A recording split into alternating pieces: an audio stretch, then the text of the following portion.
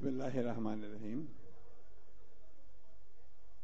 বাংলাদেশ জাতীয়তাবাদী দল বিএনপি আয়োজিত আজকের এই ইফতার মাহফিলের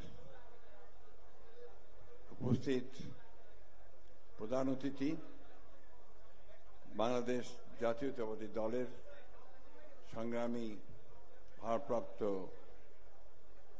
চেয়ারম্যান এবং চলমান গণতান্ত্রিক আন্দোলনের রূপকার জনাব তারেক রহমান, এখানে উপস্থিত আছেন বাংলাদেশের অত্যন্ত শ্রদ্ধেয় নেতৃবৃন্দ, বিএনপি নেতৃবৃন্দ, প্রিয় ভাই ও বোনেরা, আসসালামু আলাইকুম। ইফতারের আয়োজনে খুব বেশি কথা বলার কিছু নেই। রমজানের শুভেচ্ছা জানাচ্ছি আমি আমার দলের পক্ষ থেকে, আমার দলের চেয়ারপারসন দেশনেত্রী বেগম খালেদা জিয়ার পক্ষ থেকে, ভারপ্রাপ্ত চেয়ারম্যান জনাব তারেক রহমানের পক্ষ থেকে। আজকে আমরা একটা অত্যন্ত কঠিন সময় অতিক্রম করছি। একটা মুক্ত পরিবেশে আজকে যদিও আমরা এই ইফতারের আয়োজন করতে সক্ষম হয়েছি, কিন্তু আমরা এখনো আমাদের গণতন্ত্রে যে ফিরে যাওয়ার সেই পথ সম্পর্কে আমরা খুব পরিষ্কার কোনো দিশা খুঁজে পাচ্ছি না।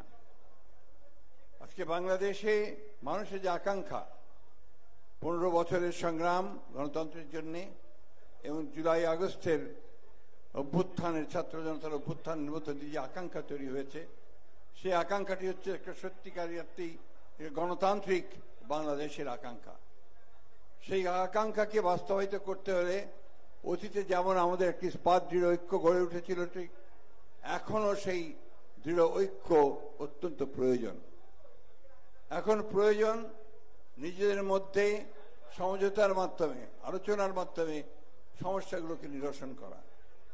একটা প্রশ্ন খুব সহজেই সামনে এসে দাঁড়াবে। আজকে যে সংস্কারের প্রশ্নগুলো এসেছে, সেই প্রশ্নগুলো নিঃসন্দেহে আমরা অত্যন্ত ইতিবাচক দৃষ্টিতেই দেখি। কারণ আমাদের দলই 2022 সালে আমরা এই রাষ্ট্র সংস্কারের যে রূপকারের যে আমরা 31 দফা দিয়েছিলাম, আমাদের সমস্ত সঙ্গী যারা ছিলেন রাজনৈতিক দলগুলোর, যাদের সঙ্গে আমরা লড়াই করেছি, তাদেরকে সঙ্গে নিয়ে আমরা 31 দফা প্রণয়ন করেছিলাম, জনগণের সামনে উপস্থাপন করেছিলাম। সেই সময় আমরা পরিষ্কার করে বলেছিলাম যে আমরা যদি জনগণের দ্বারা কখনো নির্বাচিত হই, তো নির্বাচিত হওয়ার পরে আমরা একটা জাতীয় সরকার গঠন করব, যে জাতীয় সরকার এই 31 দফাকে বাস্তবায়িত করবে। বর্তমান অন্তর্বর্তীকালীন সরকার 6টি কমিশন তৈরি করেছেন। 6টি কমিশনের মধ্যে 13টির একটি সংবিধান কমিশন রয়েছে, যে সংবিধান কমিশন সংস্কারের প্রস্তাবগুলো দিয়েছে। আমার মনে হয় প্রত্যেকটি রাজনৈতিক দলের কাছে এটা পৌঁছে গেছে। নির্বাচন সংক্রান্ত তারাও সংস্কার দিয়েছেন, সেটাও পৌঁছে গেছে।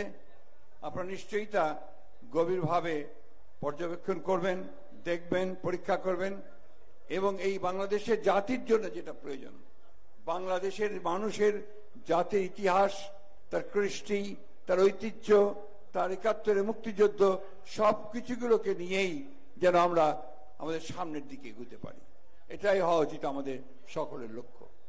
আজকে এই কথাগুলো আমি আপনাদের সামনে এই জন্য তুললাম যে আজকে বিভিন্ন রকম কথাবার্তা বিভিন্ন মিডিয়ায় বিভিন্নভাবে চলে আসছে, সোশ্যাল মিডিয়াতে বিভিন্নভাবে কথা উঠছে, যেগুলো আমাদের মধ্যে বিভিন্ন রকম বিভ্রান্তি ছড়ানো শুরু হয়েছে।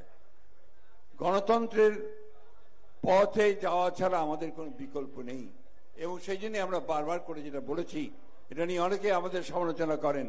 আমরা দ্রুত নির্বাচনের কথা বলেছি, দ্রুত নির্বাচনের কথা আমরা খুব পরিষ্কার করে বলছি এই জন্য, কিন্তু ন্যূনতম সংস্কারগুলোকে করে যেন আমরা একটা জনগণের প্রতিনিধিত্বমূলক পার্লামেন্ট আমরা তৈরি করতে পারি, জনগণের প্রতিনিধিত্বমূলক একটা সরকার গঠন করতে পারি, যারা সেখানে নির্ধারিত করবেন পরবর্তী সংস্কারগুলো কিভাবে হবে, কিরূপে হবে। আমি আশা করব আজকের এই ইফতার মাহফিলে আপনারা যারা এসেছেন আমাদেরকে অনেক অসংখ্য ধন্যবাদ জানাচ্ছি এবং আপনারা অবশ্যই এখানে আমাদের আতিথেয়তা গ্রহণ করবেন, ভুল ত্রুটি ক্ষমা করবেন। সবাই ভালো থাকবেন, সুস্থ থাকবেন। রমজানুল মোবারক। আসসালামু আলাইকুম।